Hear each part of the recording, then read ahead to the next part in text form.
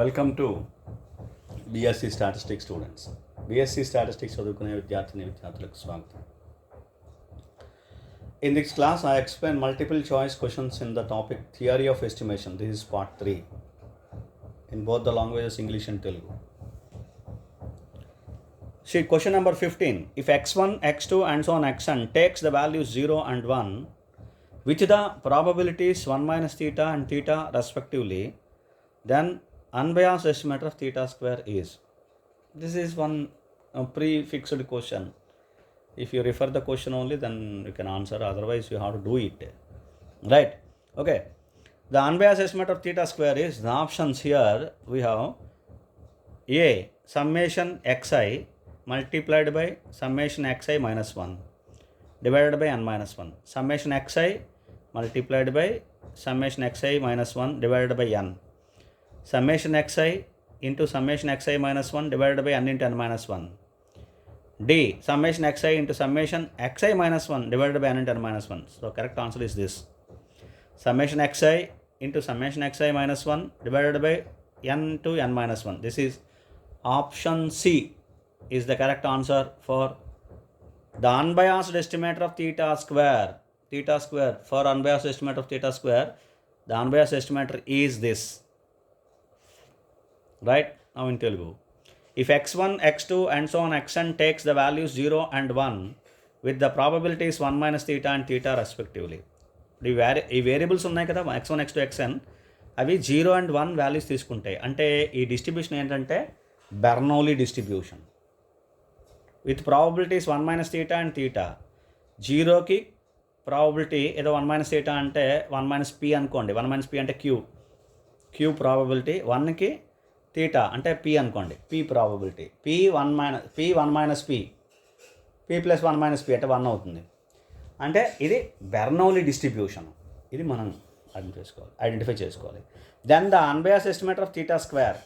Theta స్క్వేర్కి unbias estimator ఏంటి? Bernoulli distribution, Bernoullian random వేరియబుల్స్కి. బెర్నౌలియన్ ర్యాండమ్ వేరియబుల్స్కి థీటా స్క్వేర్కి అన్బయాస్ ఎస్టిమేటర్ ఏంటి? ఇది క్వశ్చన్. ఇది మనకి ఒక క్వశ్చన్. ఇది వాట్ మీన్ ఒక ప్రాబ్లం. ఇది మనం టెక్స్ట్ బుక్లో ఉంటుంది ఒక ప్రాబ్లం. ఇది కొంచెం అవగాహన ఉంటే తొందరగా అయిపోతుంది, లేకపోతే మనం చేయాల్సి ఉంటుంది. ఓకే, ఎనీహౌ చూడండి, ఇవి ఆప్షన్స్. ఈ ఆప్షన్స్లో కరెక్ట్ ఆన్సర్ జాగ్రత్తగా చూడండి. C, summation i equal to 1 to n xi into summation i equal to 1 to n xi minus 1 divided by n into n minus 1. ఇది ఓకే. అందులోని టెక్స్ట్ బుక్లో షో దట్ అని ఇస్తాడు. Summation xi into summation xi minus 1 divide by n into n minus 1 is an unbiased estimator of theta square అని question ఇస్తాడు. కాబట్టి ఇది ఒక స్టాండర్డ్ క్వశ్చన్. కొంచెం మనకి క్వశ్చన్స్ చేయడం అలవాటు ఉంటే ఈ క్వశ్చన్ ఆన్సర్ చేయగలుగుతాం, లేకపోతే చేయాల్సి ఉంటుంది. Right. Now next question number 16. Efficiency is always a greater than 1, B is equal to 1, C less than 1, D all above. The answer is less than 1. Efficiency is always less than 1. Efficiency is less than 1. Less than unity. Right? So therefore less than 1. In Telugu, efficiency is always. Efficiency ఎప్పుడు కూడా ఈ కింది ఇచ్చిన వాటిలో ఏ విధంగా ఉంటుంది? A greater than 1, B is equal to 1, C less than 1, D all above. ఇచ్చినవన్నీ అనమాట ఈ మూడిట్లోని ABC.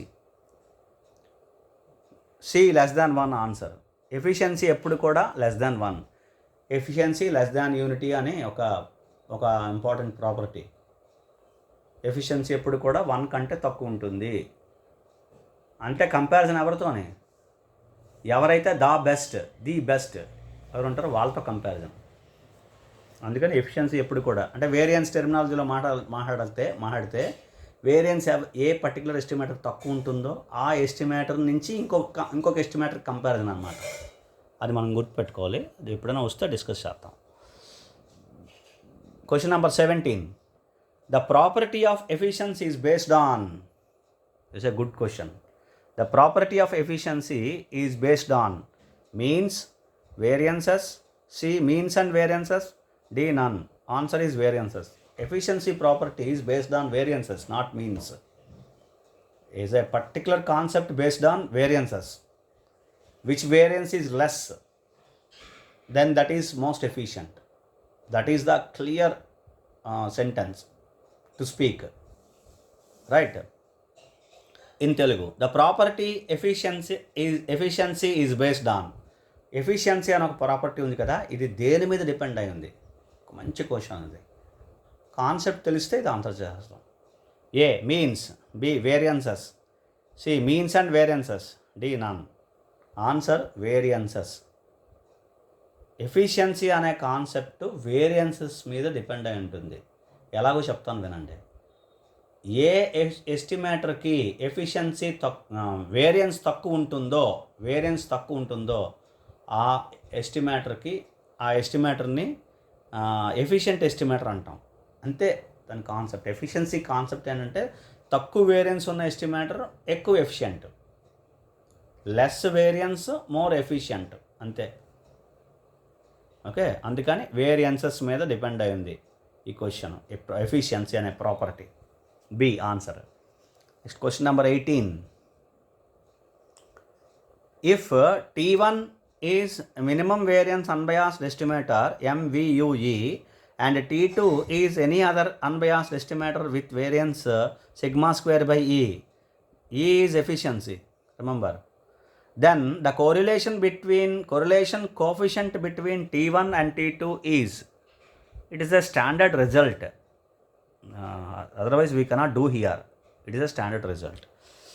Answers: A E, B 1 by E, C root E, D root E minus 1. Answer is root E. Correlation coefficient is, if you calculate correlation coefficient between T1 and T2, you will get root E. Right? Now in Telugu, if T1 is minimum variance unbiased estimator MVUE, T1 అనేది MVUE అంటే ఎంతకంటే minimum variance unbiased estimator, ఎంతకంటే తక్కువ variance ఉన్న unbiased estimator లేదనమాట. దాన్ని MVUE అంటారు దీన్ని.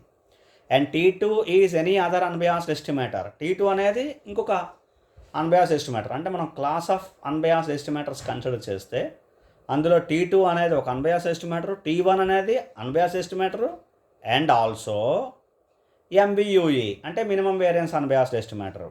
ఇది డిఫరెన్స్ అనమాట. ఇది జాగ్రత్త చూడాలి.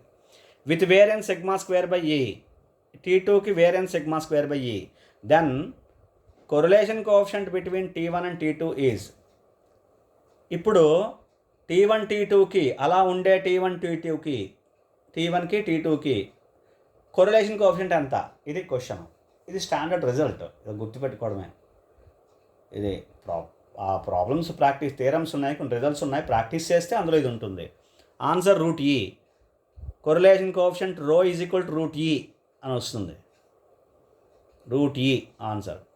Right? Question number 19. If T1 and T2 are two estimators with the variances V1 and V2 respectively. T1 and T2 are two estimators with the variances V1 and V2. T1 variance is V1, T2 variance is V2. Then the efficiency of T2 is, then what is the efficiency of T2? See the answers. A, E is equal to V2 by V1. B, V is equal to V1 by V2.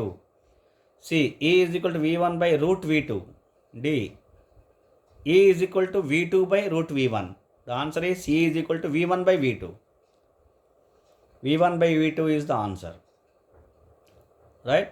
Now in Telugu, if T1 and T2 are two estimators with the variances V1 and V2 respectively. T1, T2 రెండు estimators, T1కి variance V1, T2కి variance V2 అయితే, then the efficiency of T2 is, T2కి efficiency ఎంత? ఇది calculate చేయాలంటే formula ఏంటి? T2కి efficiency ఎలా calculate చేస్తాం? Efficiency of T2 is equal to, E అంటే efficiency of T2 is equal to V1 by V2. Answer. దేనికైతే మనం ఎఫిషియన్సీ క్యాలిక్యులేట్ చేయాలమో దాని వేరియన్స్ డినామినేటర్లో ఉండాలి. V1 by V2, E is equal to V1 by V2. ఇది answer. అర్థమైంది కదండి? ఇలా ఎఫిషియన్సీని మనం క్యాలిక్యులేట్ చేస్తాం. వేరియన్సెస్, రెండు వేరియన్స్ని రేషియో కన్సిడర్ చేస్తే ఎఫిషియన్సీ వస్తుంది. ఎలా చేయాలి? V1/V2. T2 దేనికైతే మనం ఎఫిషియన్సీ క్యాలిక్యులేట్ చేయాలో దానికి వేరియన్స్ డినామినేటర్లో ఉండాలి. రైట్, అర్థమైందని అనుకుంటున్నాను. So we discuss some more questions in the next class. Thank you.